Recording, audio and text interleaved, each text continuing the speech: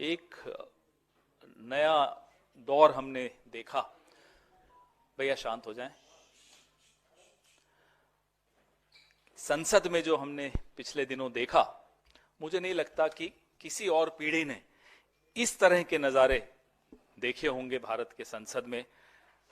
प्रधानमंत्री जी की आदत है कहने की न्यू इंडिया, तो न्यू इंडिया के न्यू पार्लियामेंट में जो वारदातें हमने देखी, उससे एक चीज समझ में आती है कि ये जो धक्का मुक्की का प्रकरण चल रहा है,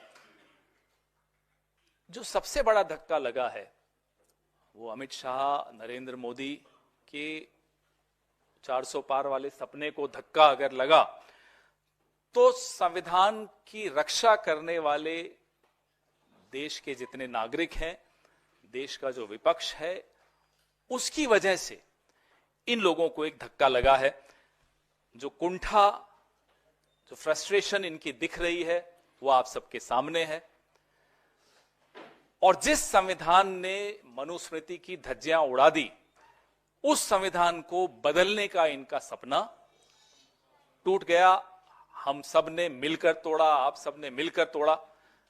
ये आघात अमित शाह और नरेंद्र मोदी नहीं झेल पा रहे, नहीं समझ पा रहे, नहीं संभाल पा रहे। और इनकी एक आदत है कि धन बल, बाहुबल के आधार पे सरकारों को चलाना। अगर 400 पार हो जाते तो उसी आधार पे सरकार चलाते। वो हो नहीं पाए तो फिर जाहिर सी बात है कि कुंठा होगी, फ्रस्ट्रेशन होगी।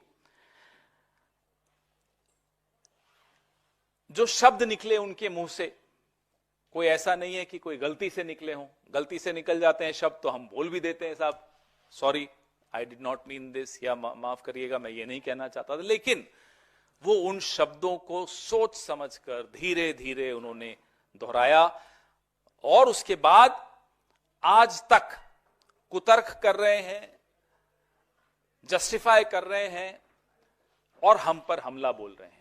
इससे भी मालूम पड़ता है कि ये असली जो इनकी नीयत है वो इनकी जुबान पे आ गई।